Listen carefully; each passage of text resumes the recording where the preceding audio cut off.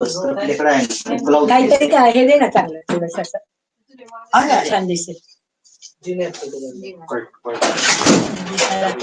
सुरू झालंय का? हो. आणि आपण थांबाय करू ना, थांबू. ठीक आहे, ठीक आहे. नमस्कार.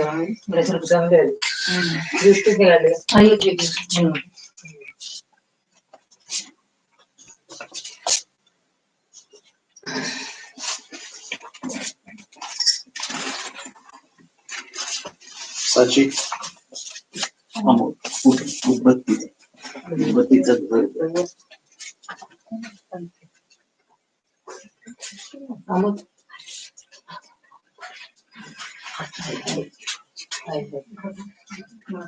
हो.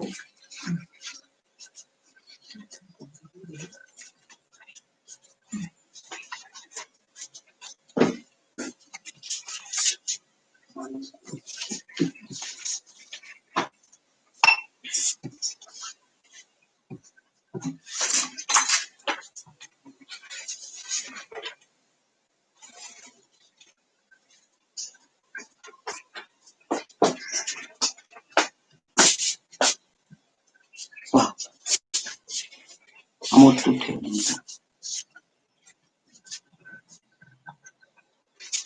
तिथे उभा.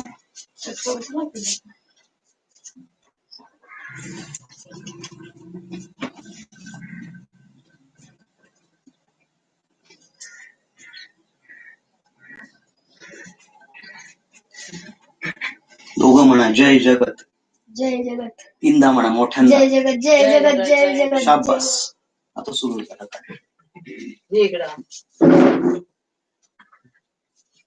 दिसतायत सगळे? करायचं सुरू? यस. सगळेच हो. जय जगत. जय जगत. भक्ता ते प्रतिबोधिली समरी नारायणे श्रीवरे मुक्ते संग्रथिली सामान्य मुनिने वेदांत विद्या करे माते षष्ठाधिकारिणी सतशती अष्टादशाध्यायिनी तू ते मी अनुसंधितो निशिदिनी गीते वयद्वेषिणी निर्वीर्य तू नको न शोभे हे मुळी तुझ विकार दुबळी वृत्ती सांडुनी उठ तू कसा शीतोष्ण विषय स्पर्श सुख दुःखात घालिती करी सण तू सारे येती जाती अनित्यते विनाशी देह हे सारे बोलिले त्यात शाश्वत नित्य निस्सीम तो आत्मा अर्जुना झुंजयास्तव कर्मातची तुझा भाग तो फळात नसो कधी नको कर्म फळी हेतू अकर्मी वासना नको फळ लाभो न लाभो तू निसंग सम होऊनी योग युक्त करी कर्मे योग सार समत्वची नेमिले तू करी कर्म करणे हेची थोरकी तुझी शरीर यात्रा ही कर्माविन घडे जिना यज्ञार्थ कर्म सोडोनी लोक हा बांधिला असे यज्ञार्थ आचरी कर्म अर्जुना मुक्त संग तू मज अध्यात्म वृत्तीने सर्व कर्मे समर्पुनी फलाशा ममता सर्व सोडुनी झुंज तू सुखे ब्रह्मात होमिले ब्रह्म ब्रह्माने ब्रह्मलक्षुणी ब्रह्मी मिसळले कर्म तेव्हा ब्रह्मची पावला ब्रह्मी ठेवोनिया कर्मे संग सोडोनी जो करी पापेन लिप्त तो होय पद्मपत्र जसे जळे उद्धरावा स्वये आत्मा खचू देऊ नये कधी आत्माची आपुला बंधू आत्माची रिपू आपुला मनोनी सगळा काळ मज आठव झुंज तू मन बुद्धी समर्पोनी मज निशंक पावसी, जे खासी होमिसी देसी, जे जे आचरसी तप, जे काही करिसी कर्म, ते करी मज अर्पण. अशाने तोडुनी सर्व कर्म बंध शुभाशुभ, योग संन्यास सांधोनी मिळसी मज मोकळा. माझ्या कर्मात तो मग्न भक्तीने भरला असे, जगी निसंग निर्वैर मिळे तो मज मत्पर. मन माझ्यात तू ठेव, बुद्धी माझ्यात राख तू, म्हणजे मग निशंक मीची होशील तू स्वये. प्रेमाने ध्यास घेऊ यजी मज नमी मज, प्रिय तू मिळसी माते प्रतिज्ञा जान सत्यही. सगळे धर्म सोडोनी एका शरण ये मज, जाळीन सर्व मी पापे तुझी शोक करू नको. जय जय राम कृष्ण हरी, जय जगत.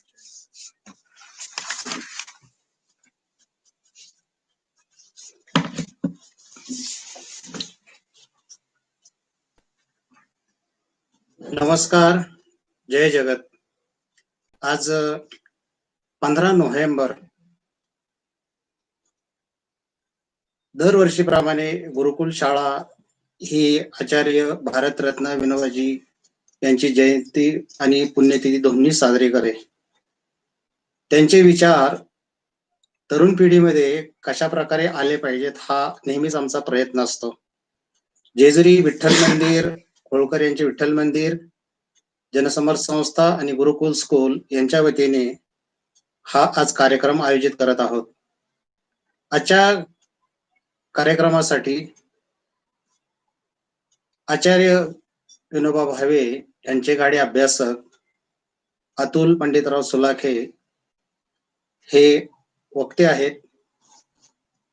तसेच या कार्यक्रमासाठी ज्यांनी योगदान दिलंय ते सुद्धा आज उपस्थित आहेत. आदित्य झगडे. हा कार्यक्रम पुढच्या पिढींमध्ये वेगवेगळे तत्वे असतील, ज्ञान असेल, हे पोचावं म्हणून आमचा एक छोटासा हा प्रयत्न आहे.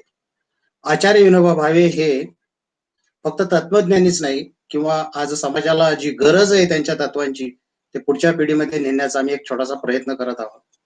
आचार्य विनोबा भावे म्हटलं की लोकांना फक्त एक बोधान चळवळ, त्या व्यतिरिक्त त्यांचे तत्व किंवा महात्मा गांधींचे एक अभ्यासू किंवा महात्मा गांधींचे एक विश्वासू असे आचार्य विनोबा भावे.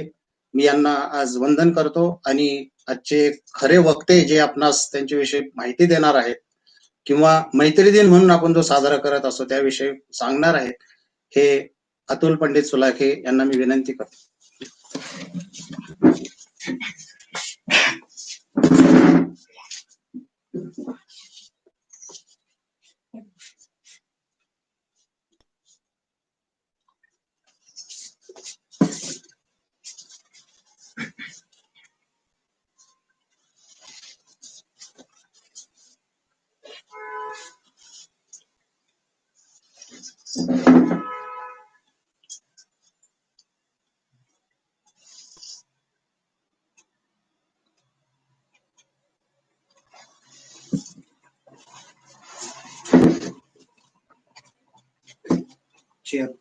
थोडी नंतर हात झाला. सुरू करा.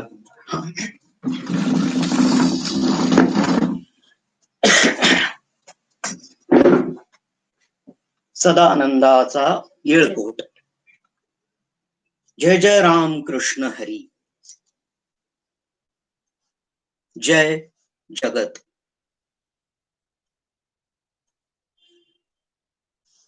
आजच्या कार्यक्रमाचे आयोजक हरिभक्त परायण सौ ज्योतिताई खुडे आणि गुरुकुल शाळेचे प्राचार्य बाळासाहेब झगडे यांच्यासह आज आपण ही विचार यात्रा पुढे नेणार आहोत. स्मरण सगळ्यांचं होतं, पण आपल्याला एक स्मरण विशेष करून द्यायचंय. ते कार्यक्रम पत्रिकेमध्ये नीटसं आलं नाही. ते स्मरण असं की आम्ही नुसतं होळकर विठ्ठल मंदिर असं लिहिलं. खरं तर आमच्याकडं होळकर छत्री, होळकर विठ्ठल मंदिर असे शब्द वापरले जातात. पण आमच्या ज्योतिताई म्हणाल्या की होळकर म्हणजे अहिल्याबाई होळकर या आल्या पाहिजेत. असे ठाम आग्रह ठेवल्याशिवाय पुढची काही कामं होत नाही हे माझ्या लक्षात आलं. म्हणून सगळ्यात आधी आपण कार्यक्रम किंवा माझी मांडणी करायच्या आधी मी अहिल्याबाईंना फार मनापासून प्रणाम करतो. हा प्रणाम आमचा गावकऱ्यांचा तर आहेच, पण तो विनोबांचाही आहे. विनोबांचं आणि अहिल्याबाईंचं नातं त्यांच्या साहित्यातही दिसतं आणि दुसरीकडे मैत्री आश्रम सारखा आश्रम इंदौरमध्ये सुरू करून आणि तिथे आणखी पुढे काही कामं करून एक प्रकारे त्यांनी त्याला त्यांच्या भाषेत स्त्री शक्ती असंच म्हणू, त्या स्त्री शक्तीची मुहूर्तमेढ इंदोर हे एक महत्वाचं ठिकाण आहे.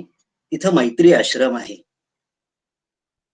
पुढे जाण्यापूर्वी 2-3 गोष्टींचे खुलासे करणं, खुलासे म्हणण्यापेक्षा स्पष्टीकरण करणं जास्त महत्वाचं आहे. आजच्या कार्यक्रमाला अध्यक्ष म्हणून खोपोलीचे श्री हेमंत प्रकाश राजोपाध्ये येणार होते, पण काही प्रकृती अस्वास्थ्याच्या कारणामुळं त्यांना येता येत नाहीये. हे एक. आणि दुसरं असं की ही सोय अशी झालेली आहे की हे सगळं रेकॉर्ड करून आपण त्यांच्याकडे त्यांनी पाहिलं तर ते त्यांचं मत नक्की देतील. आता हे सगळं आयोजन करण्यामागची थोडी आणखीन एक भूमिका सांगतो. भूमिका अशी की मी पहिल्यांदा विनोबांवर बोललो ते या गुरुकुल शाळेमध्ये. एका वर्षी असा योग आला होता की ज्ञानेश्वरीची जयंती, कृष्ण जयंती आणि विवेकानंदांचं सर्वशदेचं भाषण आणि 11 सप्टेंबर विनोबा हे सगळं एकाच दिवशी योगायोगाने आलं. आणि जवळजवळ आम्ही एक छोटं शिबिर अर्ध्या दिवसाचं घेतल्यासारखं तिथे घेतलं. ज्ञानोबा ते विनोबा व्हाया विवेकानंद. साधारणतः 5-6 तास आम्ही चर्चा करत होतो. मुलं नंतर पळून जायला लागली, हा भाग वेगळा, पण तरी त्यांच्या गळी बरंच उतरवण्यामध्ये आम्ही यशस्वी ठरलो.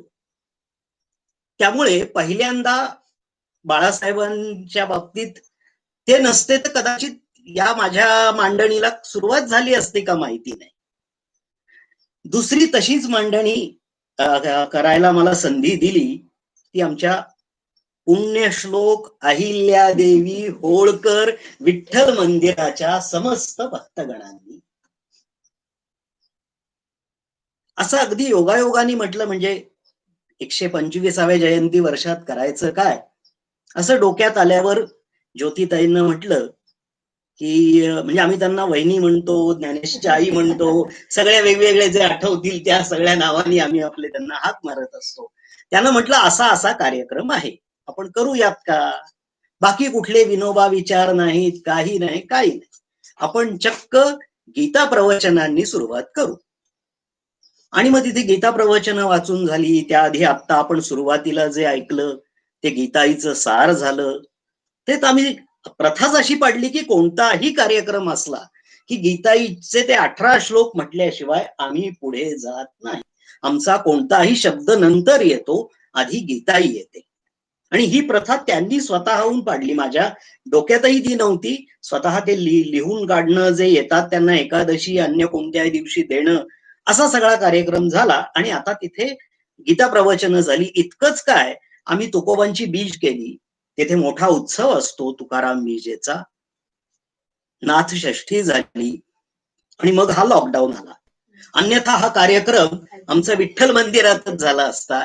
आम्ही आपले नेहमीचे जे कोणी ज्ञानोबा, विठोबा, तुकोबा, विनोबा यांचे जे वारकरी आहोत ते बसलो असतो आणि आम्ही आजचा दिवस साजरा केला असता. पण होतं ते बऱ्याच काहीतरी चांगल्या गोष्टी असतात म्हणून ते होतं.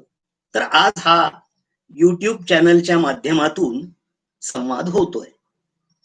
हा दुसरा भाग. ज्या हेमंत राजोपाध्यांना आपण अध्यक्ष म्हणून, ते आज असते तर इतका वेळ लागला नसता, पण हे मला स्पष्ट करणं फार महत्वाचं वाटतंय, ते नाही आहेत. त्यांच्याशी मी पहिल्यांदा बोललो म्हणजे 27 फेब्रुवारी 2016च्या दिवसापासून, मराठी भाषा दिनापासून आम्ही गीता गीताईचे एक श्लोक रोज असे द्यायला सुरुवात केली होती. आणि त्याआधी मी त्यांना म्हटलं की अहो असं काही पेज आहे का, कुठे फेसबुकवर काही येतं का गीता गीताई? ते म्हणाले यायला पाहिजे. आणि आम्ही शोधलं तेव्हा लक्षात आलं की कुठेही या बाबतीत असं नियमित काही येईल असं नाहीये. मग ठीक आहे, आपण सुरुवात करू. आणि मग त्यांच्याशी माझा सततचा वेगवेगळ्या विषयांवरचा संवाद व्हायचा. त्यातला एक संवादाचा मोठा भाग गांधी विनोबा यांचा विचार हाही होता. आणि ते वयानी आमच्या दुसऱ्या पिढीचे. मग ही पिढी आमच्याकडे जे काही आहे तेच आम्ही त्यांना दिलं तर त्यांना त्याचा काही फायदा होईल का, काय होईल? आजचा जो विषय प्रासंगिकता असा आपण घेतलाय, त्या प्रासंगिकतेचा विचार करत असताना खरोखर तो प्रासंगिक आहे का, आणि किमान भारताच्या पातळीवर नाही तर दक्षिण आशियाच्या पातळीवर त्याचा काही उपयोग होऊ शकेल का, अशी मांडणी करावी अशी अपेक्षा होती. ती इथे मी व्यक्त करतो. म्हणजे जर त्यांनी पुन्हा काही ऐकलं आणि हे झालं तर कदाचित त्याचा त्यांना फायदा होईल की काय झालं होतं, आणि पुढे प्रतिसाद प्रतिक्रिया काही द्यायची असेल तर ती देता येईल का.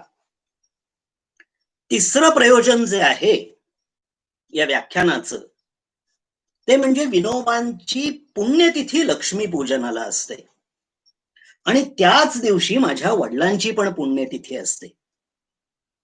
दोन्ही संयोजक म्हणजे बाळासाहेब हे आता मी त्यांना अहो जाऊ म्हणतोय, पण वस्तुतः भाऊ असं म्हणणं जास्त योग्य आहे. आणि ज्योतिताई आणि हे सगळे 4 पिढ्यांमध्ये जे कोणी शिकले माझ्या वडिलांच्या हाताखाली त्यातल्या त्या एक, म्हणून मी फार आढेवेढे न घेता तमाम सगळ्या मंडळींना गृहीत धरलं आणि माझ्या बाबांच्या स्मृती प्रित्यर्थ काही करावं. अन्यथा दुसरे वक्ते बोलवले असते, दुसरा विषय झाला असता. पण असं वाटतं की आपण कर्म करतोच, श्राद्ध कर्म ते करावं, आणि तो ज्याचा त्याचा प्रश्न आहे, पण श्राद्ध कर्माला नव्या संदर्भातही पाहावं म्हणूनही हा कार्यक्रम आहे. इतकं प्रास्ताविक घेऊन आणखी एक महत्वाचा मुद्दा मला मांडायचा आहे. मालवणच्या व्याख्यानामध्ये थोड्या गोष्टी होत्या, चरित्र होतं, ते हळूहळू घेऊन आपण पुढे गेलो. आज फार तसं नसेल, होता होईल तो गोष्टी मी टाळणार आहे. कारण शीर्षक जे आहे विनोबा विचारांची प्रासंगिकता, म्हणजे विचार ही गोष्ट जास्त महत्वाची आहे. म्हणजे मागे व्यक्ती आणि विचार असं होतं, त्यामुळे त्यांचं कुटुंब आणि या सगळ्या गोष्टी आल्या, पण आज फक्त विचार आहेत.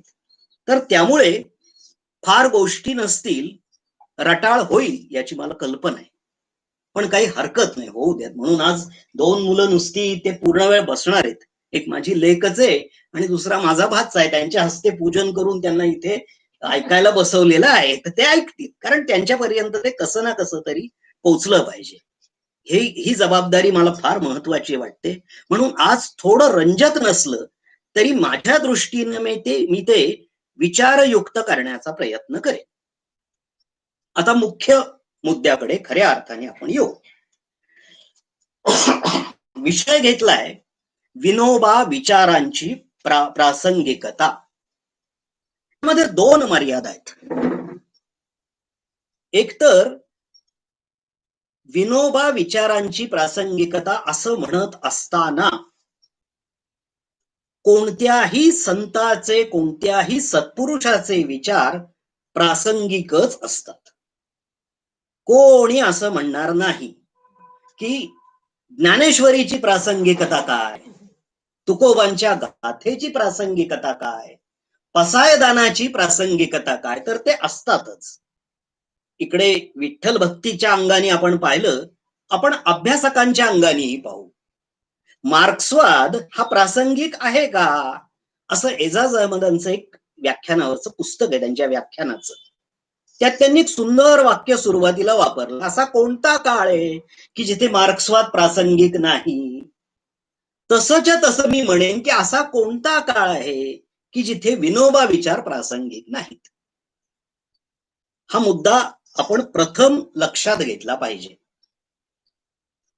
दुसरी मर्यादा आहे, म्हणजे ते प्रासंगिक आहेतच असं गृहीत धरून मी आता पुढे जाणार आहे. दुसरं असं की विनोबा विचार असं म्हणत असताना मी केवळ कार्यक्रमाचं औचित्य म्हणून आणि आजचा दिवस म्हणून विनोबा हा शब्द वापरलाय. अन्यथा सर्वोदय विचारांची प्रासंगिकता असा विषय घ्यावा लागला असता. पण मग लक्षात आलं असतं की अरे बाबा, सर्वोदय विचार म्हणजे आज हा नेमका कुणाबद्दल बोलणार आहे हे लक्षात येत नाही. म्हणून मग पुण्यतिथी, पुण्य स्मृती दिन आणि विनोबांनी त्या विचाराला आकार दिला म्हणून विनोबा विचारांची प्रासंगिकता असा विषय मी घेतलाय.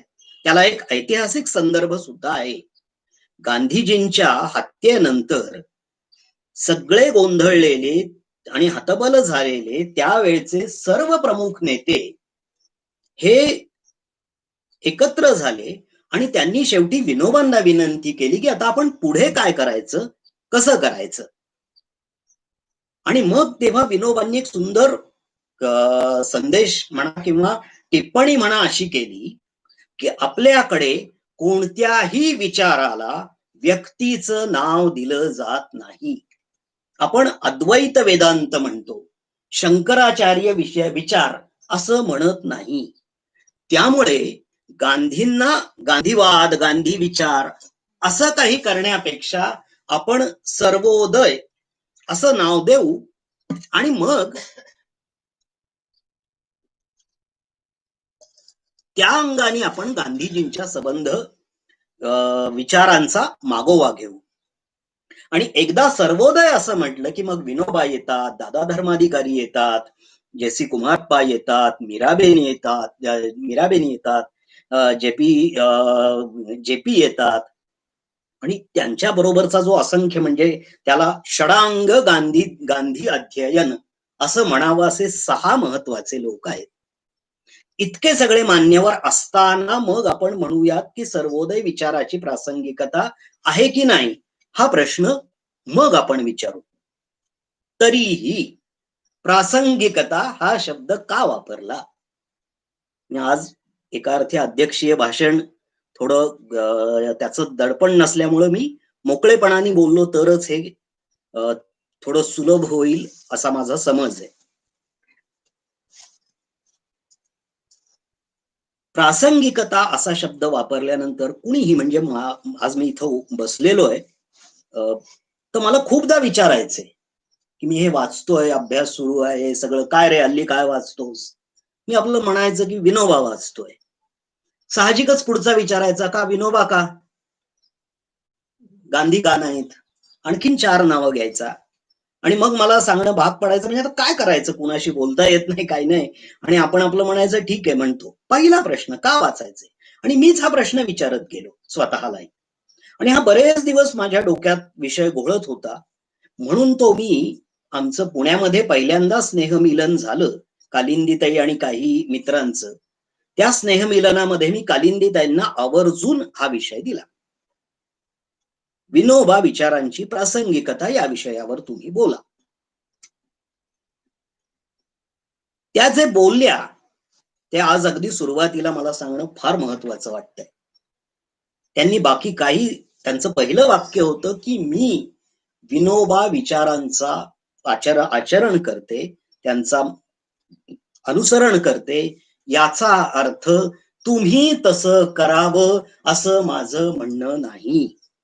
आणि असं त्यांचं व्याख्यान त्या इतक्या शांत आणि ठाम प्रतिपादनानुसार सुरू झालं आणि मग आपोआप त्या हळूहळू अशा एका कार्यक्रमाकडे वळल्या की जिथं आम्हाला मान खाली घालावी लागली. त्या इतकंच म्हणाल्या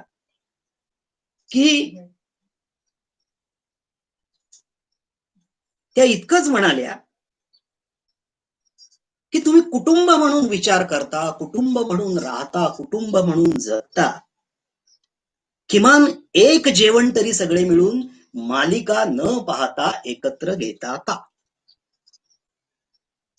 एका जवळजवळ 90त प्रवेश करणाऱ्या एका वृद्ध महिलेनं आणि कार्यकर्तीनं असा जळजळीत प्रश्न आम्हाला 30 जणांना विचारला की मान वर करून पाहायची आमची काही हिंमत झाली नाही. ऐकणाऱ्यांकडेही उत्तर असावं, त्यांनी ते मला तर अजिबात सांगू नये, कारण मी काही फार वेगळा नाही. पण एका याच्यात त्यांनी सांगितलं की काय तुम्ही कुठल्या परिस्थितीत आहात, संपलं. या पलीकडे त्यानंतर आम्हाला काही बोलल्या नाही आणि विनोबांच्या वेगवेगळ्या साहित्याविषयी, विचारांविषयी त्या बोलत राहिल्या, पण हे एक कायम मनात राहिलं. मध्यंतरी विनोबांची वेबसाईट सुरू झाली. फार छान काम आहे ते. त्या वेबसाईटच्या उद्घाटन प्रसंगी डॉक्टर अभयजी बंग यांचं एक नितांत सुंदर भाषण आहे. त्या भाषणामध्ये त्यांनी विनोबा विचारांची प्रासंगिकता आणि वर्तमानात हा विचार का उपयोगाचा आहे, भविष्याच्या दृष्टीनं का महत्वाचा आहे, याचा एक आढावा घेतला आणि तो 3 वाक्यात घेतलाय. काय माझं नंतरचं सगळं कदाचित चुकीचं होईल, काय आणखीन होईल, पण तुम्ही इथं बसला आहात आणि सगळे वेळ काढून बसलेला आहात, त्यामुळे जे जे झालंय आणि जे जे मला महत्वाचं वाटतंय ते तुमच्यापर्यंत पोहोचवायला हवं. त्यांनी सांगितलं, आजची जागतिक परिस्थिती क्रमांक 1 पृथ्वीचा ताप, क्रमांक 2 भांडवलशाहीचं पाप. पृथ्वीचा ताप, भांडवलशाहीचं पाप आणि संस्कृती आणि धर्मांमधला संघर्ष. या 3 गोष्टींच्या उंबरठ्यावर आपण सगळेच उभे आहोत आणि इथे हा विचार आपल्याला नक्की मदत करू शकेल. ते व्याख्यानात नक्की नाहीये, पण त्यांची एकंदर तिथे मांडणी होती. पृथ्वीचा ताप म्हणजे संबंध, पर्यावरण, क्लायमेट चेंज, हे सगळं हा वाचून उभं राहिलं. भांडवलशाहीचं पाप म्हणजे एकाकडे सगळी दुनिया आहे आणि दुसऱ्याकडे मरायला सुद्धा पैसा नाही. आणि वांशिक संघर्ष, संस्कृतींचे संघर्ष, क्लॅश ऑफ सिव्हिलायझेशन्स, त्याची चर्चा त्यांनी तिथे तो उल्लेख केलेला आहे. ते भाषण युट्यूबवरही उपलब्ध आहे आणि मुद्रित रूपातही उपलब्ध आहे, आवर्जून वाचावं. तर ह्या 2 महत्वाच्या माणसांनी विनोबा विचारांच्या बाबतीत आणि आजच्या काळाच्या बाबतीत ही सांगड घालून दाखवली. ती तुमच्यापर्यंत पोहोचवणं महत्वाचं आहे. मगाशी माझ्या वडिलांचा मी उल्लेख केला, त्यांच्या श्राद्धाचा, त्यांच्या स्मृतींचा उल्लेख केला आणि मग माझ्या विचारात आलं की तरीही मीच का बोलायचं, असा काय अधिकार आहे मला. केवळ लोक म्हणतात की बाबा तू पुस्तकं वाचतोस, अमुक करतोस, या एका कारणाने. कारण विनोबांच्या संगतीत राहिल्यानंतर, म्हणजे त्यांच्या विचारांच्या, हे माझ्यापर्यंत पोहोचलंय की पुस्तकं वाचणं हे काही फार बरं क्वालिफिकेशन नाहीये. वाचता येतं म्हणून वाचतो, याच्या पलीकडे त्याचं दुसरं कोणतंही उत्तर आणि कोणतंही कारण नाही. तरीही मी बोलायचं त्याचं एक महत्वाचं कारण असं की मी तुमच्यासारखा सुद्धा म्हणणार नाही. मी त्याहूनही आणखीन साधा आहे. फार काही केलेलं आहे. म्हणजे हे मी उगीच खोट्या नम्रतेने म्हणत नाहीये. म्हणजे माणसं ठरवतात, 2 पिढ्या घरांमध्ये एखाद्या विषयावर चर्चा सुरू असते, तसे संस्कार होतात, अभ्यास होतात. हा, ते एखादा संस्कृत कुठलं स्तोत्र असतं आणि ते जर मी वाचलं असतं तर मी म्हटलं असतं हो बाबा याचा पाठपुरावा केलेला आहे. पण अगदी साधी गोष्ट होती की मी समाज विज्ञान अकादमी नावाच्या संस्थेमध्ये 1993-94च्या सुमाराला एका प्रकल्पावर काम करत होतो. एक दिवस दुपारी कंटाळा आला. त्या सुसज्ज ग्रंथालयात शेजारी एक रॅक होतं. हा तसा मागे वळून मी एक पुस्तक काढलं आणि ते विनोबांचं मधुकर होतं. मी ते अगदी तल्लीन होऊन वाचायला लागलो. कधी काय झालं मला काही कळेच ना. म्हणजे माझं काम राहिलं बाजूला, सगळं राहिलं आणि ते पुस्तक मी वाचतोय असं चाललं. त्याच्या पलीकडे येऊन इथले जे ऑफिसमध्ये सगळ्यांना सहाय्य करणारे जे गृहस्थ होते ते माझ्या मागे आले आणि त्यांनी पटकन सांगितलं, अरे हे फार भारी पुस्तक आहे, इथल्या सगळ्या पुस्तकांपेक्षा वेगळं आहे. याचा अर्थ म्हटलं तू वाचलंस आहे? तो म्हणाला हो मी आधीच वाचलंय. का? मला समजतं म्हणाला, मला ते समजतंय, मला ते आवडतंय. हळूहळू माझ्या लक्षात आलं की हा माणूस आपल्या पोटा पाण्यासाठी फार महत्वाचा आहे. कारण विनोबांची भाषा आणि नुसती उगीच सोपी भाषा म्हणून सोपी भाषा नाही, त्या भाषेमध्ये असणारी गंभीरता आणि तो डौल मला माझ्या पोटापाण्याच्या कामासाठी उपयोगी पडणार होता. आणि दुसरा भाग असा होता की ती पुस्तकं सगळी स्वस्त. तेव्हा तर भूदानगंगाचे भाग 2 रुपयाला 5 रुपयाला असे सगळे मिळायचे. सर्वोच्च पुस्तक आबांनी लिहिलेलं विनोबांचं चरित्र, ते काय म्हणायचं त्याला, 93 रुपये तेव्हा त्याची किंमत होती. तेही कसे बसे करून मी घेतलं. इतक्या सहजपणाने मी विनोबा विचारांकडे वळलो आणि तो तितका सहजपणा होता म्हणून टिकूनही राहिलो. किमान वाचनाच्या पातळीवर तरी टिकून राहिलो की कुणाला काही सांगायचं नाही, आपला पोटा पाण्याचा उद्योग वेगळा आहे. संध्याकाळी जेव्हा वाचावं वाटेल तेव्हा एक एक एक एक पुस्तक काढावं, वाचावं, झोपून जावं आणि पुन्हा दुसऱ्या दिवशी आपल्या नेहमीच्या उद्योगाला लागावं, इतका तो सगळा कारभार होता. या दृष्टीनं आणि या पद्धतीनं माझी विनोबा विचारांकडची वाटचाल झाली. त्यामुळे अभ्यासाच्या म्हणा किंवा वाचनाच्या पातळीवर म्हणा, हे सगळं सहज घडलं. मी ज्या आर्थिक उत्पन्न गटातून येतो, जे माझे पोटा पाण्याचे जे प्रश्न आहेत ते कुठल्याही सामान्य माणसासारखेच आहेत, त्यापेक्षा ते काही फार वेगळे नाही. आणि मला जे जग दिसतंय, माझ्या समोर जे जग आहे, ते जग पाहणाराही कुणीतरी माणूस असावा लागतो. कारण त्या माणसाचे प्रतिसाद आणि त्या माणसाची प्रतिक्रिया मोठ्या नेत्यांनी कायम महत्वाची मानली. म्हणजे कदाचित गांधीजींनी जवाहरलाल नेहरू काय म्हणतात हे ऐकलं असतं का माहिती नाही, पण एखादा साधा काँग्रेसचा कार्यकर्ता जर काही महत्वाची माहिती देणार असेल तर ते जवाहरलालजींना म्हणाले असते, जरा थोडं थांबा, याच्याशी मी बोलतो आणि मग आपण तुमच्याशी काय पुढची चर्चा करू. तसं माझ्या बाबतीत झालेलं आहे. म्हणजे मी अगदी साधा सोपा सरळ, अशा अर्थाने फार कुठला मोठा माणूस असा नाही. तो एक आवड म्हणून वाचतो, सवड मिळेल तेव्हा वाचतो, आवड सवड आणि तो ती निवड करून तिच्यावर ठाम राहतो. ह्या एका अधिकाराने आणि एवढ्याच मर्यादित अधिकाराने मी आज तुमच्याशी बोलणार आहे. फार म्हणजे फार तेल झालं असं अशा सगळ्यांच्या मनात आलं असेल तर हरकत नाही, आपण थोडं पुढे जाऊ.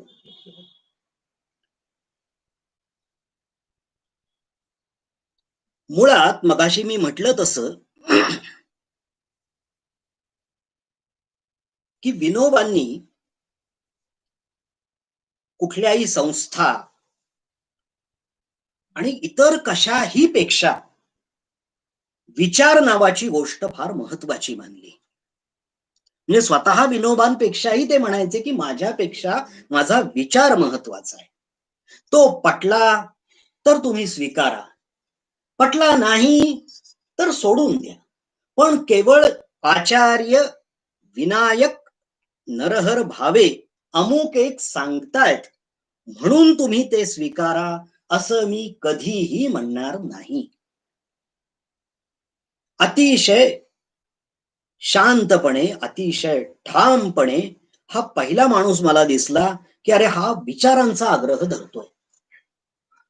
कुठलाही तिथे इजम नाही, कुठला वाद नाही, कसली काही दडपण नाही, राजकीय सामाजिक आर्थिक काही दडपण नाही. हा विचार, या शुद्ध विचाराने तुझं परिवर्तन झालं, तुझ्यात काही बदल झाला, तुला तो आचरण करावासा वाटला तर आणि तरच तू कर.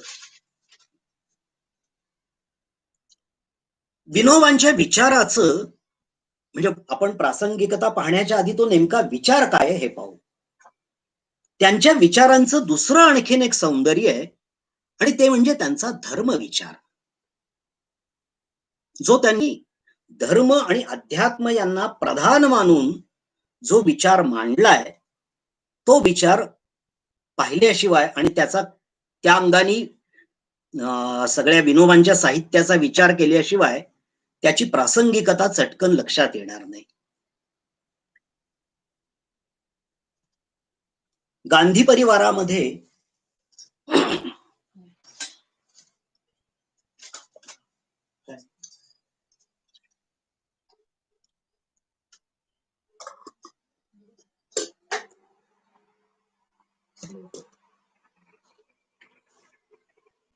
एक गट असा होता की जो राजकारणात आला तोच आध्यात्मिक मुक्तीसाठी आला.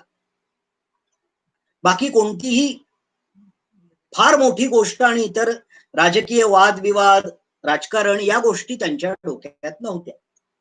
आध्यात्मिक उन्नती आणि आध्यात्मिक या अर्थाने मोक्ष जर करायचा असेल तर तो राजकीय परिस्थितीत राजकारणात येऊन करावा लागेल अशी त्यांची ठाम धारणा होती. या धारणेचे प्रमुख नेते म्हणून आपल्याला विनोबांकडे पाहावं लागतं. म्हणजे विनोबांच्या सगळ्या सबंध धर्मकारणाची त्यांनी जी अभिनव मांडणी केली आणि जी व्यापक मांडणी केली तिच्या मागे मूळ हा अध्यात्माचा भाग फार मोठा आहे. आणि त्याच वेळी नुसता विचार, त्या विचाराला असणारा अध्यात्माचा पदर, धर्मश्रद्धांचा पदर. इथे एक गोष्ट मला सांगावीशी वाटते. हा पुन्हा माझा व्यक्तिशःच शोध होता. प्राय आपण बघतो की माणसं कुणी आस्तिक असतात, कुणी नास्तिक असतात, कुणी आणखीन थोडे म्हणताना देव आहे असं म्हणतात, जमेलच याची काही खात्री नसते. अशी माणसांची एक गोष्ट असते.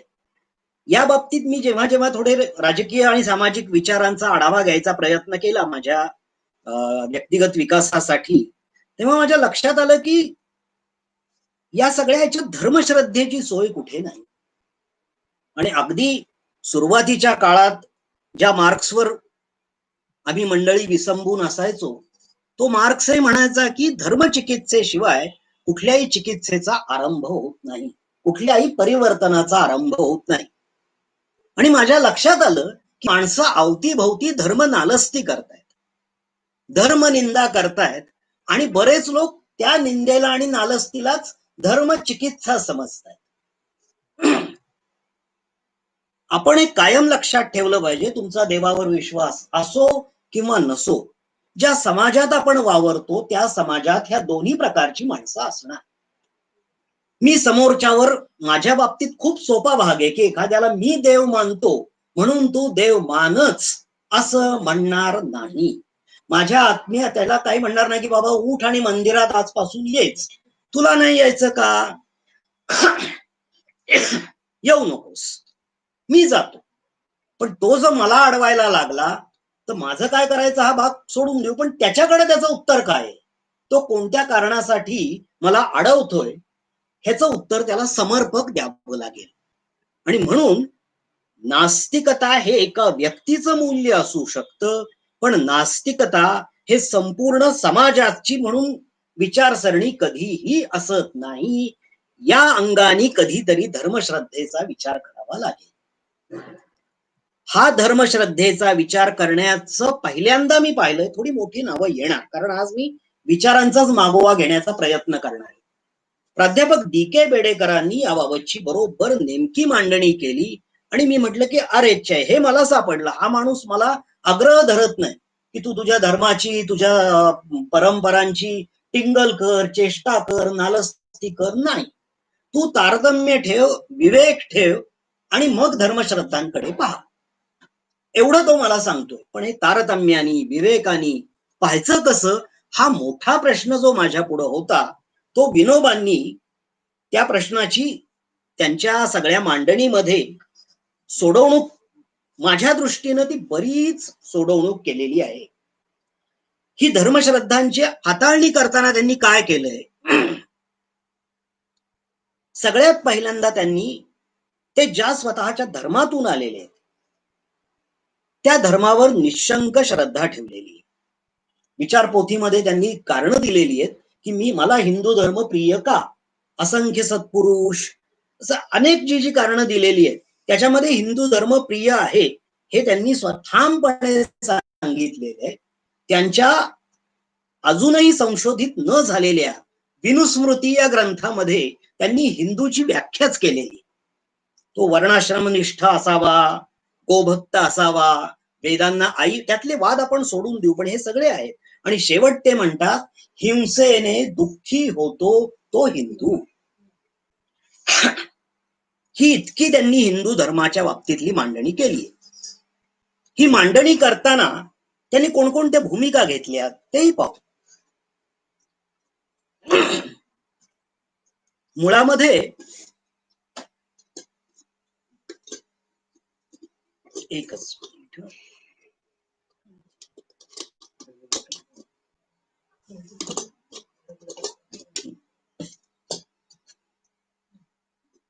ते हिंदू धर्माचा विचार करताना म्हणजे मी त्यांना नेहमी असं म्हणतो की भारत म्हणजे मी म्हणतो म्हणजे जे मला परंपरेचं त्यांच्याच द्वारे जे दर्शन झालं त्या दर्शनातून माझ्या लक्षात आलं की वेदाची म्हणजे ऋषींची परंपरा आपल्याकडे आहे, भक्तांची परंपरा आहे, संतांची परंपरा आहे आणि नंतरच्या काळामध्ये गांधींच्या अंगाने आलेली सगळी अध्यात्माची परंपरा आहे. राजकारण आणि अध्यात्म ती गांधींच्याही आधीपासून रानडे आणि प्रार्थना समाज आणि या सगळ्यापासून ती पाहावी लागेल. या सगळ्याचं शेंडे फळ म्हणजे विनोबा आहेत. कुठलीही श्रद्धा धर्मश्रद्धा धर्मविचार दूर न करता स्वतःची श्रद्धा न सोडता या सगळ्याचा त्यांनी ज्याला म्हणायचं की एक समन्वय साधण्याचा प्रयत्न केलाय आणि हा त्यांच्या धर्मविचाराचा पहिला गाभा आहे. त्यांच्या सगळ्या साररूप जे धर्मग्रंथ आहेत त्या धर्मग्रंथांकडे जर आपण पाहिलं तर हिंदूंची निवड करताना त्यांनी अगदी काटेकोरपणे हा विचार केलेला आहे. जे त्यांनी ज्ञानदेवी सप्तशतीच्या बाबतीत ज्ञानेश्वरांबद्दल म्हटलेलं आहे की कसलाही आग्रह नाही, वेडगळ समजुतींना धारा थारा नाही, वेड्या रूढींना थारा नाही, ते सगळंच्या सगळं विनोबा त्या सगळ्या संशोधनातून करतात. आणि हे करत असताना आपल्याला काहीतरी नवं सापडलंय असं नाही. ते स्वतः हा सगळा विचार त्या परंपरेशी जोडतात आणि म्हणतात की हा या परंपरेचा मी भाग आहे. हा काहीतरी विनोबा भावे यांचा विचार आहे असं नाही. गीता प्रवचन ते कितीही वाटलं आपल्याला, गीताई कितीही वाटली त्यांची स्वयंसिद्ध कृती असेल तरी ते पटकन म्हणणार की मी ज्ञानेश्वरांच्याकडून हे सगळं घेतलेलं आहे. ज्ञानेश्वरी सिम्प्लिफाईड आहे, या पलीकडे दुसरं काही नाही. मी मागच्याही मालवणच्या व्याख्यानात म्हटलं होतं आणि आज इथे ज्योतिताईच बसलेल्या आहेत. आम्ही विष्णू सहस्रनाम म्हणताना प्रवचन वाचताना त्या पटपट ओव्या म्हणून दाखवायच्या आणि सांगतात त्या की ओव्याच्या ओव्या आहेत हो या सगळ्या. मी म्हटलं त्यांना म्हणतो की विनोबा सांगतच नाहीयेत स्वतःच असं काही आहे म्हणून. ते तुकोबांशी नातं जोडतात, माऊलींशी जोडतात, रामदासांशी जोडतात, सगळ्यांशी नातं जोडत जोडत ते पुढे जात राहतात. त्यामुळे त्यांचा धर्मविचार हा एकाच वेळी मुळाला धरून आहे आणि त्याच वेळी तो उंचात उंच पण आहे. तो कुठेही आदलं मधलं त्याचा म्हणजे त्याचा त्या अर्थाने विस्तार झालाय. उंच म्हणाल तर तुमची नजर ठरत नाही आणि मुळं शोधता येत नाही, पण ती शोधायची ठरवली तर ती आपल्या परंपरेमध्ये जातात. आता अशी धर्मश्रद्धा घेऊन आणि धर्मश्रद्धेचा असा विकास करून आपण असं म्हणू नाही शकत की आता झालं मी ज्ञानेश्वरी वाचली, आता आयुष्यभर मी ज्ञानेश्वरी वाचली, मी गाथा वाचली, आता गाथा. हरकत नाही. विनोबाई म्हणतील की मी सगळ्यात शेवटी, आणि ते म्हणालेच की मी कुठे विसावलो तर रामहरी. एका नागपुडीनं श्वास घेताना राम म्हणायचं आणि दुसऱ्या नागपुडीनं तो सोडताना हरी म्हणायचं. कधी नाही तर पायाने रामहरी रामहरी ठेका द्यायचा. नामस्मरणात ते तल्लीन झाले, पण त्यांनी ओळखलं आणि ते आपल्यालाही ओळखायची गरज आहे. ते हे की हे सगळं केल्यानंतर माझी जबाबदारी संपत नाही. मी कितीही डोकं टेकवलं, कितीही केलं तरी आता झालं असं नाही. या देशामध्ये इतर धर्मश्रद्धांचे लोक सुद्धा आहेत, समूह आहेत. या धर्मश्रद्धांचे लोक माझ्या अवतीभोवती वावरणार. माझं त्यांच्याशी वागणं कसं असेल, मी कसा विचार करेन त्यांचा. तर आमची बरेच मित्रमंडळी आणि सगळे करतात, मी कुराण इतकी वर्ष वाचलंय, अमुक वाचलंय, तमुक वाचलंय. मी त्यांना शांतपणे सांगतो, विनोबांमुळे मला एक कळालं की मला माझाच धर्म झेपत नाही. मी कुठं मुस्लिम धर्म घेऊ, कुठं ख्रिश्चन धर्म घेऊ, मी दोन गोष्टी करेन बाबा. एक म्हणजे त्यांनी त्या धर्मग्रंथांचं जे सार काढलंय ते मी वाचेन, त्यावर विश्वास ठेवेन, आणि ते मला नाही समजलं, ते मला नाही पटलं, तर मी इतकंच म्हणेन, मी माझ्या बाजूनी काय होता होईल तो वाईट वागणार नाही. फारच समोरचा वाईट वागायला लागला तर मी ते स्थान सोडीन, पण माझा हात काही या सगळ्या याच्यामुळे उचलला जाणार नाही. ही धारणा विनोबांनी कोणकोणते समूह पाहिले बघा. इस्लाम मोठ्या पक्षात आहेच, ख्रिश्चन आहेत, बौद्ध आहेत, जैन आहेत, शीख आहेत. या सगळ्यांच्या धर्मग्रंथाचं सार त्यांनी काढलं, देशभरातल्या संतांच्या धर्मग्रंथाचं सार काढलं, आणि त्या धर्मश्रद्धेची इतक्या सुंदर पद्धतीने हाताळणी केली. ती हाताळणी कशी केली याचं एक वेगळं उदाहरण, कारण बाकी सगळे आपल्याकडं विनोबांनी काम केलेलं आहे. जिथं त्यांना काम करता येत नव्हतं त्यांनी परिवारातल्या माणसांना सांगितलं. उदाहरणार्थ समजा धम्मपद करायचं असेल तर ते विनोबांचं पण आहे आणि शिवाजीराव भावेंचं पण आहे. 2-2 धम्मपद उपलब्ध आहेत, तरी त्यांनी स्वतःच म्हणून तयार केलेलंच आहे. विनोबांनी फार महत्वाचं काम केलंय ते म्हणजे समणसुत्त हा ग्रंथ त्यांनी जैन मंडळींना पाठपुरावा करून करून आग्रह धरून तयार करायला लावला. तेव्हा विशेष स्मरण महावीरांचं होतच. त्या स्मरणाच्या निमित्तानं असं काहीतरी एक व्हावं, प्रमाण ग्रंथ जैन धर्मीयांना पण असावा, ते मानवत अथवा न मानवत. मला जैन धर्माचा अभ्यास करायचा असेल, माझ्या पुरता माझा दृष्टिकोन विकसित करायचा असेल, तर मला ते समणसूक्त त्यांनी उपलब्ध करून दिलंय, स्वतः तयार न करता.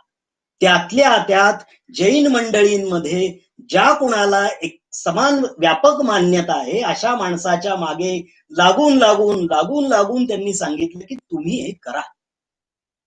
वस्तुतः त्यांना जसं धम्मपद काढलं, सार काढलं, तसं समणसूक्ताचं सार काढणं काही अवघड नव्हतं. पण हा ग्रंथ मी माझ्या बुद्धीच्या आणि श्रद्धेच्या जोरावर केला तरी तो मान्यता पावेलच याची खात्री नाही. हा तुमच्या माणसांनी केलेला आहे, तुमच्यातल्या माणसांनी केलेला आहे. तो तुम्ही पहा, तो तुम्ही वाचा आणि त्यानुसार श्रद्धा ठेवायचा प्रयत्न करा.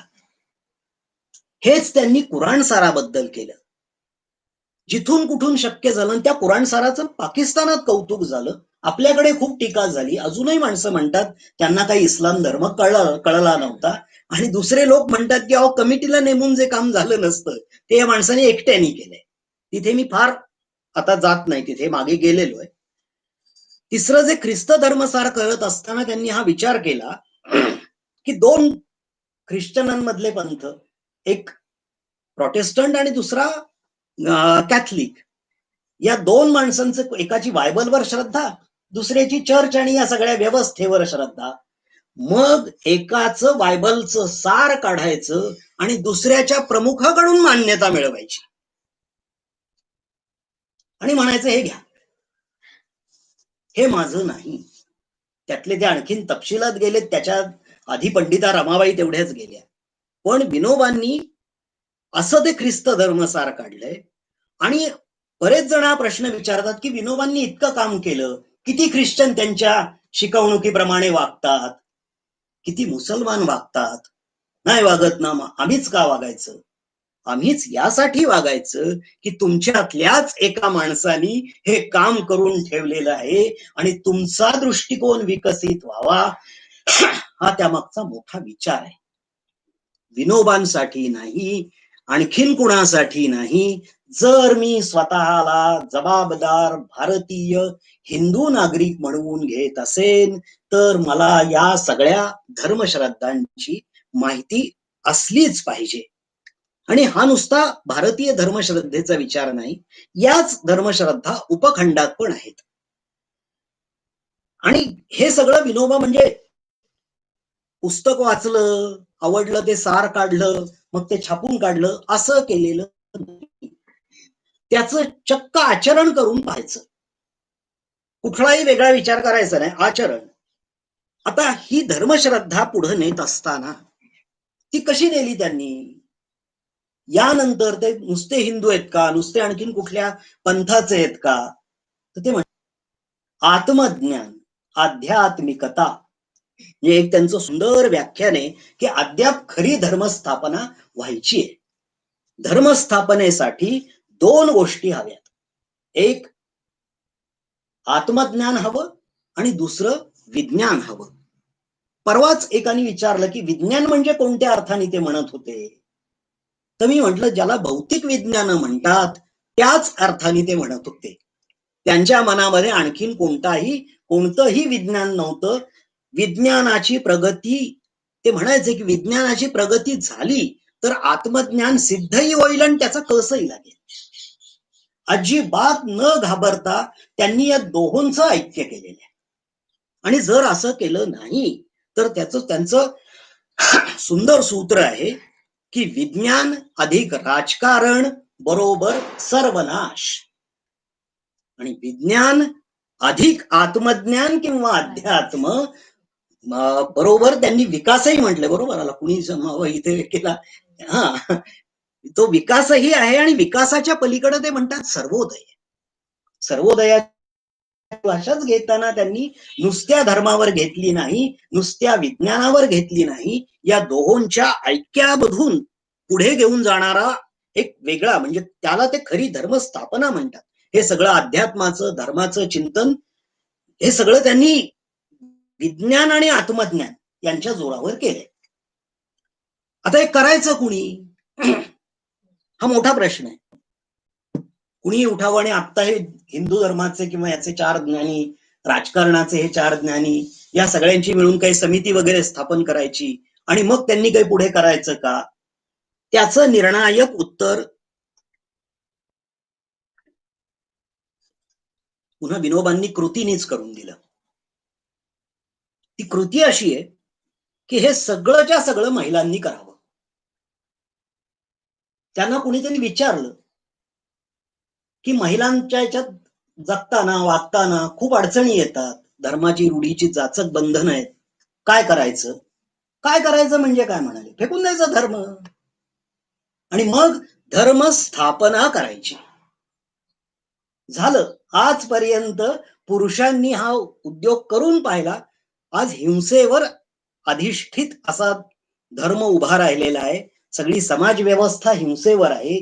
ती समाज व्यवस्था जोवर तशीच असेल तोवर स्त्रियांना काहीही त्याच्यात जगता नीट येणारच नाही. अहिंसक समाज व्यवस्था जोपर्यंत होत नाही तोपर्यंत ही गुलामी आणि सगळे छळ हे सगळे राहणार. म्हणून अन्य कुठल्या जाती जमाती असा विचार न करता सर्व क्षेत्रातल्या, सर्व स्तरातल्या महिलांनी यावं, आणि या अर्थाने त्यांचे ते 6 आश्रम आहेत.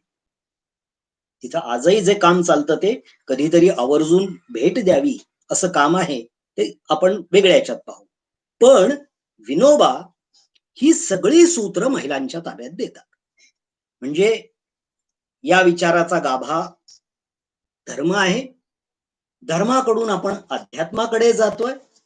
अध्यात्माकडून आपण कुणाच्या ताब्यात ती विज्ञान घेतलंय आणि विज्ञानाकडून ही सूत्र सगळी आहेत ती स्त्रियांच्या ताब्यात कशी आहेत, का आहेत, हे खरं तर विनोबांचं स्वतंत्र दर्शन आहे. एका वाक्यात मी इतकंच सांगेन की इतक्या वर्षामध्ये मी कुठलाही असा स्त्रियांच्या चळवळीतला, स्त्रियांच्या सुधारणेतला मुद्दा पाहिलेला नाही 30-40 वर्षात की जो विनोबांनी सांगितलेला नाही.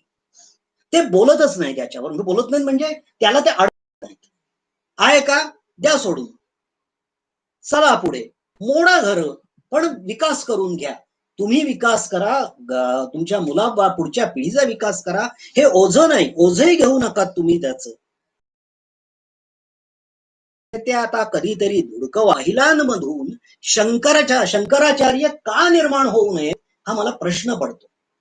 शंकराचार्यांनी ज्या पद्धतीनं वैराग्य धारण केलं त्या पद्धतीनं प्रत्येक महिलेला वैराग्य धारण करणं शक्य आहे आणि तिनं ते केलं पाहिजे. उद्याची सगळी आशा तिच्यावर आहे. म्हणून ते त्या महिलेला तिच्या हातात सूत्र दिली. या विचारांचं आणखीन एक वैशिष्ट्य आहे. ते वैशिष्ट्य सहसा लक्षात घेतलं जात नाही. ते वैशिष्ट्य असं की हे 2 टप्पे आहेत. स्वातंत्र्यपूर्व काळामधले 2 महत्वाचे टप्पे आहेत. एक रामकृष्ण विवेकानंदांचा आणि दुसरा गांधी विनोबांचा. पहिला टप्पा आपल्यात बराच रुजलाय. रुजला कसा ते सांगतो.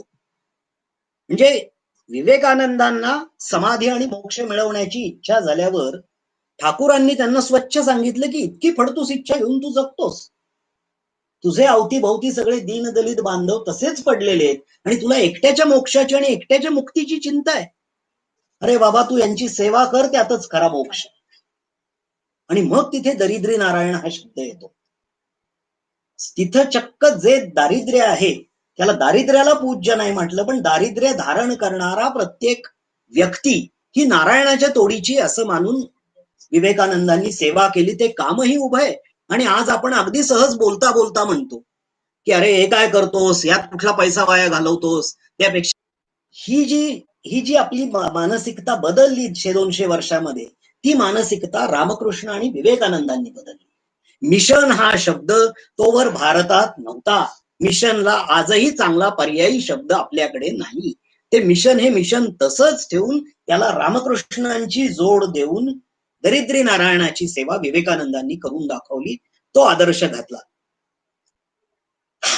गांधी विनोबांचं कार्य काय, जे अजून रुजायचंय, जे अजून आपल्याला किती समजलंय, हाच मोठा प्रश्न आहे. आणि तो आहे उत्पादक श्रमाचा आग्रह. थोडक्यात शरीर श्रमाचा आग्रह. उठा, हातात झाडू घ्या, हातात कुदळ घ्या, हातात चरखा घ्या आणि सुरू व्हा. हे व्याख्यान अतुल सुलाखेंना काय वाटायचंय ते वाटू द्यात, त्यांनाही कामाला लावा आणि तुम्हीही कामाला लागा. हा, आणि तसाच्या तसा प्रयत्न केला ज्याचं नाव त्या अर्थाने फार येत नाही. बाबा, हातात झाडू, झाडत नसला पाया पडायला आला की गाडगे बाबांनी रट्टा घातलाच. हा तो विचार आहे. या विचाराचं शरीर श्रम हे आणखीन, हा नुसता म्हणजे खूप विचार आहेत की जे विचार क्रांती करू, राष्ट्र उभारणी करू, समाजाची उभारणी करू असं सांगत असतात. पण ते कसं करायचं, कुठून सुरुवात करायची.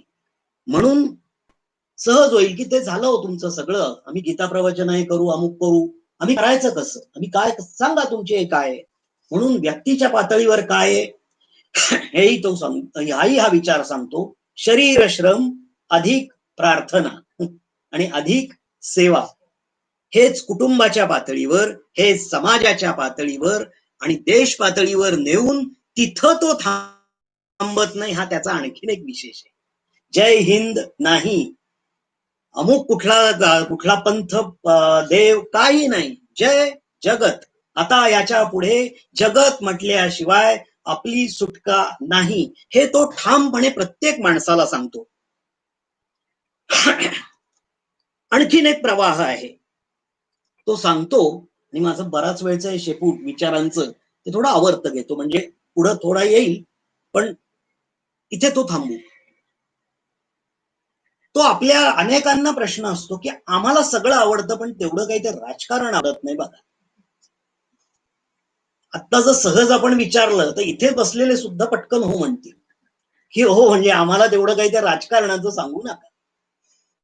मग काय करा, राजकारण सोडून द्या, निवडणुका सोडून द्या, राजकीय शिक्षण सोडून द्या, राजकीय पक्षांचं विसर्जन करा.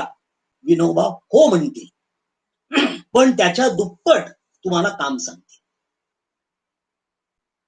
ते आहे लोकशक्तीची उभारणी आणि तिचा एक सखोल पाया, जो आता आपण इतका वेळ पाहिला.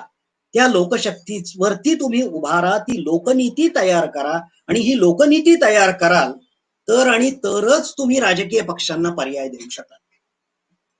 अन्यथा आज आहे तेच चित्र, कारण राजकीय पक्ष हवेतून पडत नाहीत.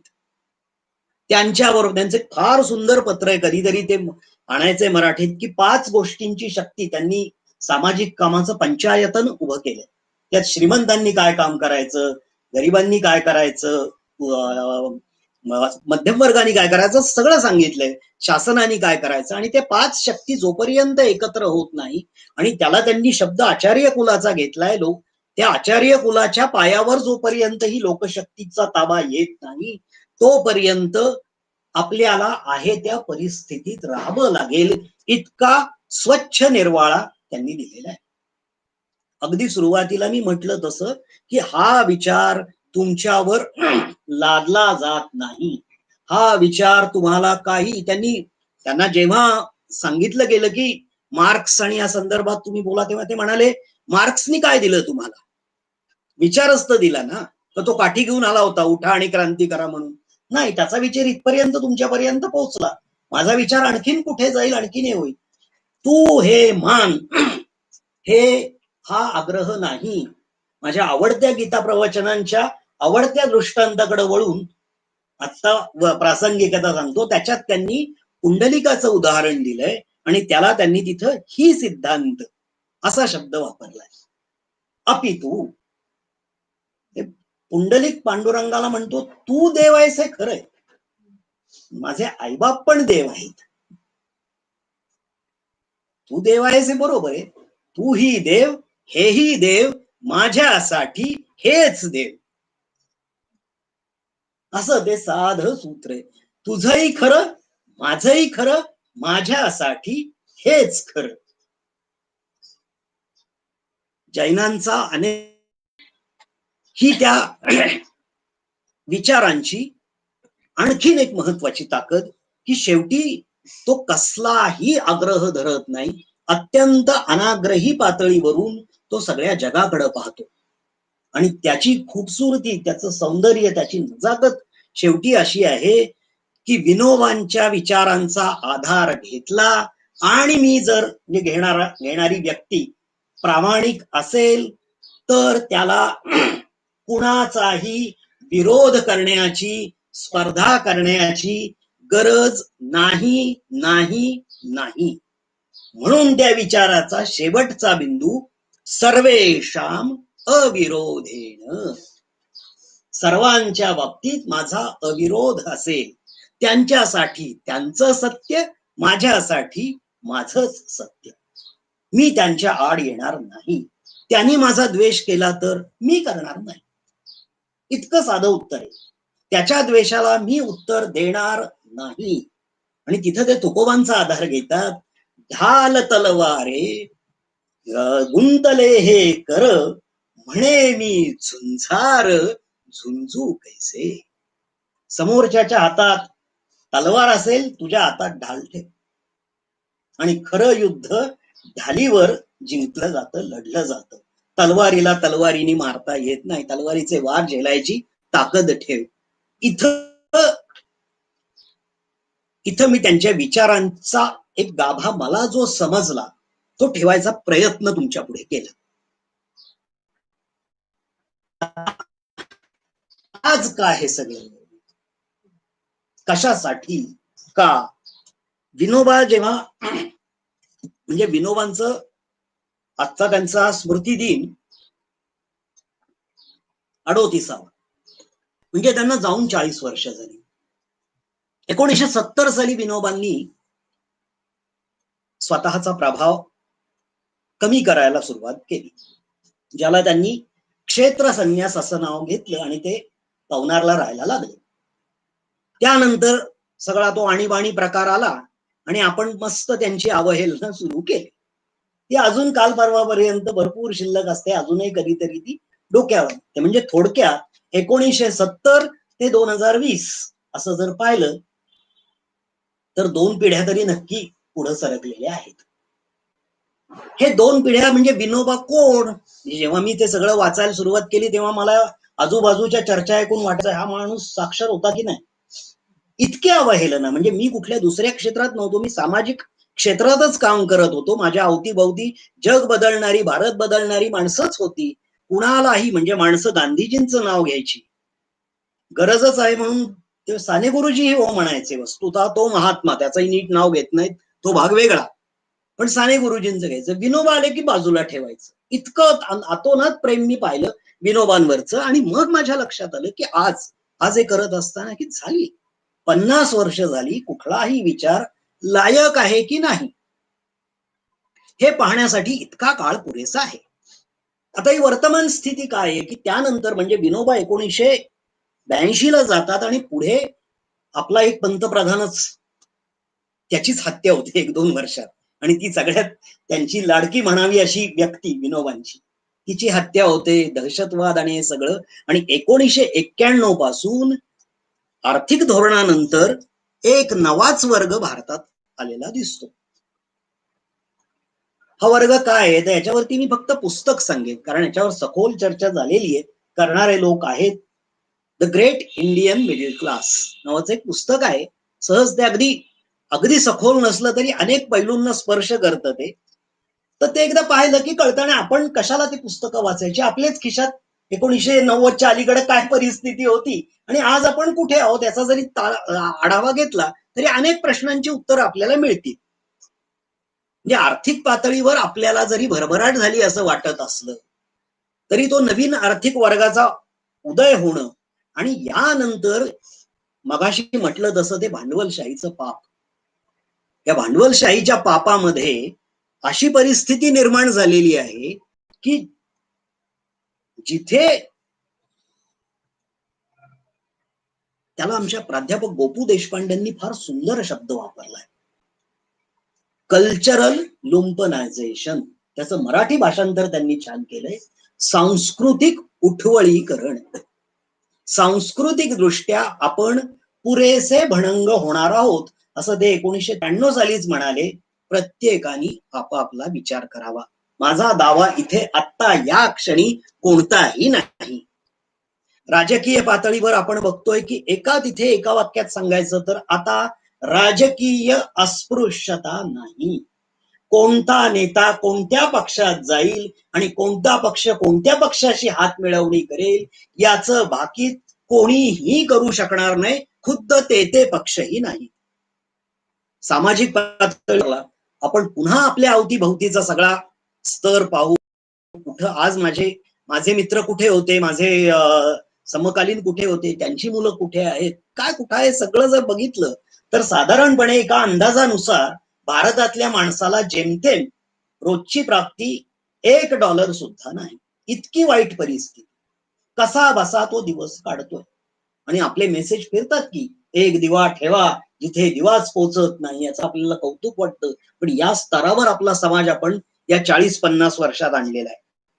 लुंपनायझेशनची प्रक्रिया पूर्ण झालेली. आज हा सगळा विचार आपल्याला असा वाटतो, मी आता इथे विनोबा विचार सोडून देईन, पण अमुक एका पक्षाविरुद्ध अमुक एका गटाविरुद्ध तो वापरला, तो एक गट एकदा नामशेष झाला की आपले प्रश्न सुटतील. मी इथे मुद्दाम कुठल्याही पक्षाचं, कुठल्याही संघटनेचं, कुठल्याही नेत्याचं नाव घेणार नाही.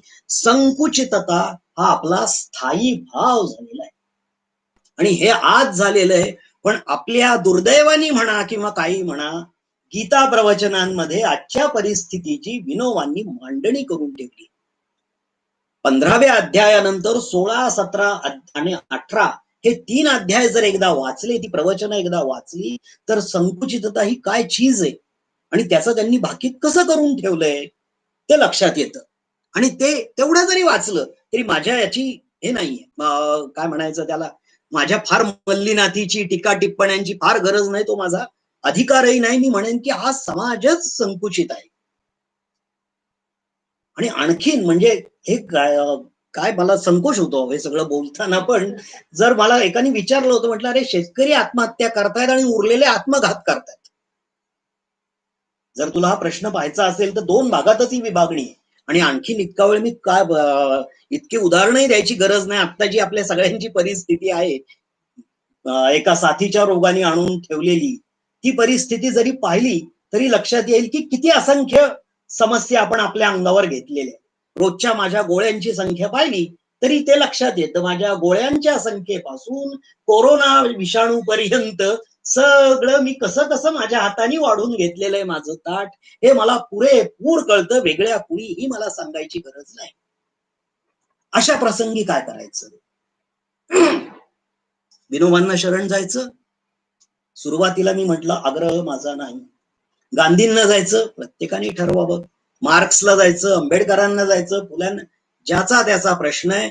पण एक भाग मी विनोबांकडून शिकलो तो हा, पंढरपूरच्या मंदिरामध्ये जेव्हा त्यांनी प्रवेश केला तेव्हा त्यांना मॉरल रिअर्मामेंटचे लोक भेटले होते.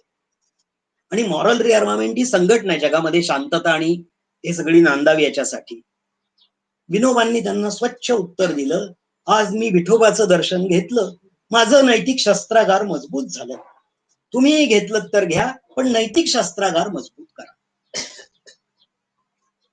नैतिक शस्त्रागार मजबूत केल्याशिवाय आपल्याला तरणोपाय नाही. कुणाच्याही नावाने करा, कुठेही करा. इथे एक करंटी परंपरा नोंदवतो मी महाराष्ट्राची. एखाद्या नेत्याची एक चूक बघायची आणि आयुष्यभर त्याच्यावर शिक्का मारून ठेवायचं. रानडे असतील, विठ्ठलरामजी शिंदे असतील, गांधी असतील, विनोबा असतील, असं याने असं केलं का तेव्हा आता माझ्या आयुष्यातून बाद. मी विचार करताना, मी या महापुरुषांच्या लोक सांगतात त्या मर्यादांकडे पाहताना मी विचार असा करतो की आता काय नुकसान होणार आहे. केला न्यायमूर्ती रानडेंनी दुसरा विवाह, बालविवाह केला, चला झालं, त्यांचं काय नुकसान होणार आहे.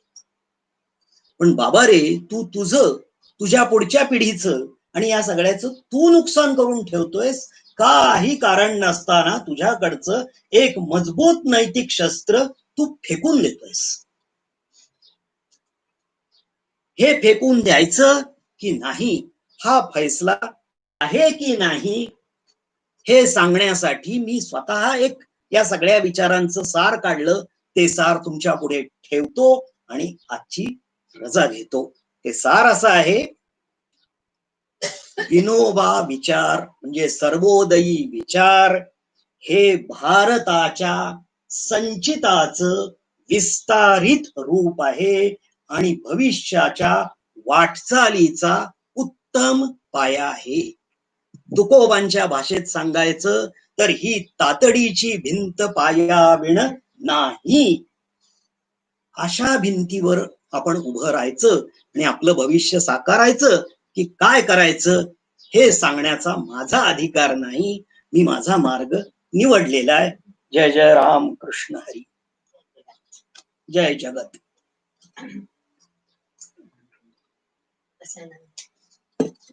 विश्वात्मके देवी येणे वाक्यज्ञे तोषावे, तोषो निमज द्यावे कसाय दान हे. जे खळांची व्यंकटी सांडो तया सत्कर्मी रती वाढो. भूता परस्परे पडो मैत्र जीवाचे, दुरितांचे तिमिर जावो. विश्वस्वधर्म सूर्ये पाहो, जो जे वांछील तो ते लाहो. प्राणिजात हे वर्षत सकळ मंगळी, ईश्वर निष्ठांची मांदियाळी. अनवरत भूमंडळी भेट तू भूता, चला कल्पतरूंचे आरव. चेतना चिंतामणीचे गाव, बोलतेचे अर्णव पीयूषाचे. चंद्रमेजे अलांछन, मार्तंडचे तापहीन. ते सर्वाही सदा सज्जन, सोय रे हो तू किंबहुना सर्व सुखी. पूर्ण होवो निती लोकी, भजिजो आदि पुरुषी अखंडित. आणि ग्रंथोपजीविये विशेषी लोकी ये. दृष्टादृष्ट विजये हो आवेजी, येथ म्हणे श्री विश्वेश्वरावो. हा होईल दान पसावो, येणे वरे श्री ज्ञानदेवो. सुखिया जय जगत.